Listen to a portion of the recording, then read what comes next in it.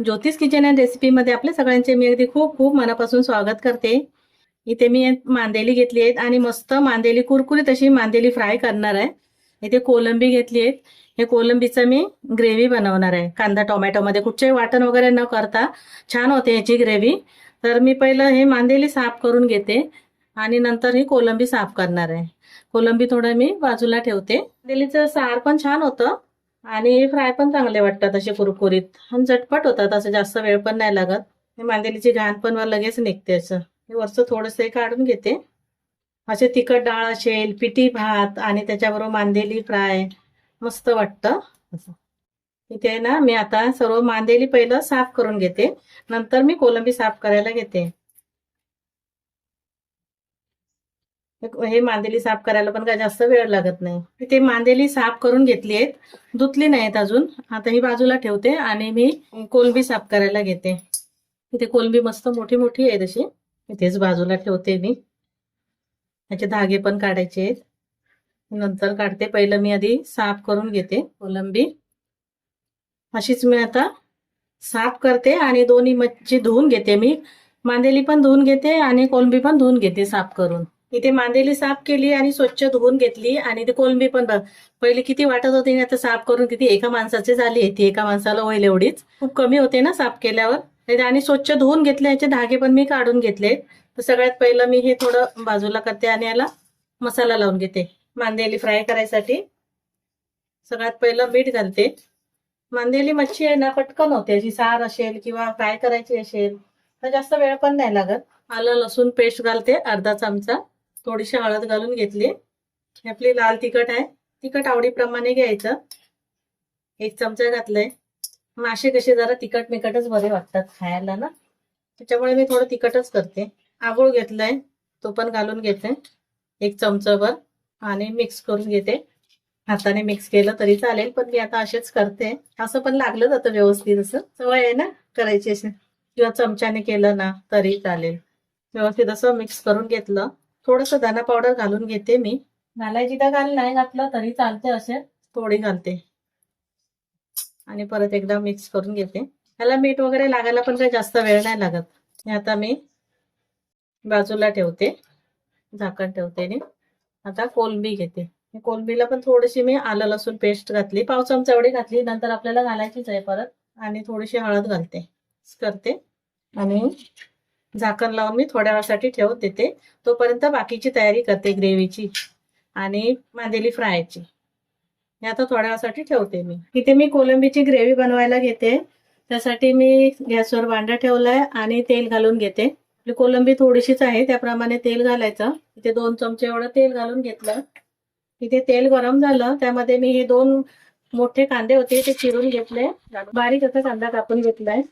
कांदा हलकासा लाल करून घ्यायचा. 2 हिरव्या मिरची, 1 हिरवी मिरची पण घातली आहे मी त्यामध्ये. असे कापून उभी लांब कापून घातली आहे, एकच घातली आहे. कुठे आता कांदा थोडासा हलकासा लाल करून घेतो. कुठे आता कांदा हलकासा लाल झालाय, त्यामध्ये घालते आलं लसूणची पेस्ट अर्धा चमचा आणि कांद्यासोबत परतून घेते. 1 मिनिट परतून घेतलं आलं लसूण पेस्ट. इथे 2 टोमॅटो मी बारीक असे चिरून घेतले. आता मी मीठ घालून घेते. कांदा टोमॅटो व्यवस्थित असं शिजलं जाईल त्याप्रमाणे मीठ घालायचं. ज्याप्रमाणे ग्रेव्ही असेल, कोलंबी असेल, मिक्स करून घेते. मीठ घातलंय ना, व्यवस्थित असं ढवळून घेतलं. गॅस कमी करायचंय आणि कांदा टोमॅटो शिजून घ्यायचं.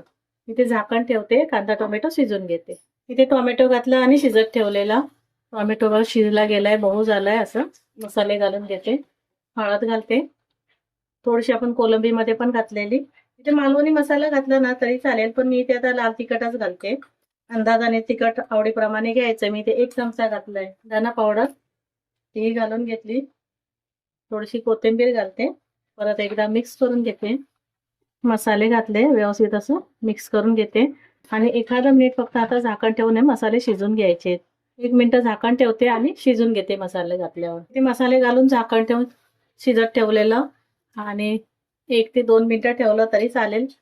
इथे शिजले गेलेत मसाले, तेल सुटलंय. कोलंबी धुवून ठेवलेली ना मी घालून घेते. टोमॅटो घातलाय तरी पण 2 मी कोकम घालते. मला मालवणी मसाला ना कोकमाशिवाय मच्छी जमत नाही, घालतेच मी. आणि थोडीशी 1/2 चमचा एवढं गरम मसाला. काही जण नाही घालत, नाही आवडत तर नाही घातलं तरी चालेल. आता व्यवस्थित असं परत मिक्स करून घेते. आता पाणी घालायचं तर पाणी घालू शकता किंवा जर सुकं पाहिजे ना तर वाफेवरच शिजून घ्यायचं. आता मला इथे सुकं करायचंय, जास्त उसर नाही करायचंय. गॅस कमी करते मी, झाकण ठेवून शिजवून घेते आणि तोपर्यंत मांदेली फ्राय करायची तयारी करते मी आणि हे बाजूचं गॅसवर ठेवते. कोलंबी शिजते तोपर्यंत मी इथे मांदेली फ्रायची तयारी केली. ही मांदेली घेतली इथे आणि त्यासाठी फ्राय करायसाठी मसाला घेतलाय. तांदळाचं पीठ घेतलं, रवा घेतलाय 1 चमचा, थोडंसं हळद घेतली, मिरची पावडर थोडी घेतली आणि थोडंसं मीठ घेतलंय. मीठ असं पण आपण घातलंय, पण वरचे जे पीठ आहे त्यासाठी आपल्याला आणि लागायला नको, त्याच्यामुळे मी मीठ घालून घेतलंय. ते तसं मिक्स करून घेते. इथे सर्व मसाले घातले, मीठ आणि व्यवस्थित असं मिक्स करून घेतलं. मांदेलीलाही लावून घ्यायचंय, थोडं घ्यायचं असं सर्व मांदेलीला हे मी लावून घेते. तेल मांदेली फ्राय करायसाठी मी गॅसवर पॅन ठेवलाय, तेल घालते, सगळीकडे असं पसरून घेते. तेल चांगलं असं गरम झालं त्यामध्ये मांदेली घालून घेते. मांदेली अशी कुरकुरीत झालेली ना खायला चांगलं वाटतात. पिठी भात आणि मांदेली आवडते खायला. त्यात गरम गरम पिठी भात आणि कुरकुरीत असे मांदेली फ्राय. ते सर्व मांदेली ते मी घालून घेते, जेवढे बसतील तेवढे, आणि बाकीचे नंतर करणार आहे. मांदेली फ्राय व्हायला वेळ लागत नाही, पटकन होतात. एका बाजूने झाली की दुसऱ्या बाजूने पलटली की झाली मांदेली फ्राय. एका बाजूने आधी फ्राय करून घेते मी. आता एका बाजूने मांदेली फ्राय झाली आहे, मी परतून घेते तर कुरकुरीत अशी, बरोबर तांदळाची भाकरी तरी पण छान वाटते. सर्व मांदेली परतून घेते आणि दुसऱ्या बाजूने पण मी फ्राय करून घेते. आता दुसऱ्या बाजूने पण मांदेली मस्त अशी फ्राय झाली आहेत, तळून दाखवते मी.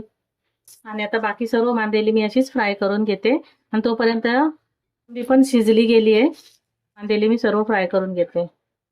इथे आपले मस्त चमचमीत झणझणीत असे दोन्ही रेसिपी तयार झाले आहेत. नुसती वासाने खावीशी वाटेल अशी ही कोलंबी ग्रेव्ही तयार झाली आहे. ह्याच्यासोबत तुम्ही भाकरीसोबत पण छान वाटेल किंवा चपातीसोबत, भातासोबत, सर्वासोबत ही मस्त अशी ग्रेव्ही आहे. आणि इथे मस्त कुरकुरीत अशी मांदेली फ्राय केली आहे. तेव्हा तुम्हाला माझी रेसिपी आवडली असेल तर लाईक करा, शेअर करा, सबस्क्राईब करा. पुन्हा भेटू आपण अशाच एका नवीन व्हिडिओ सोबत, रेसिपी सोबत. थँक्यू, धन्यवाद.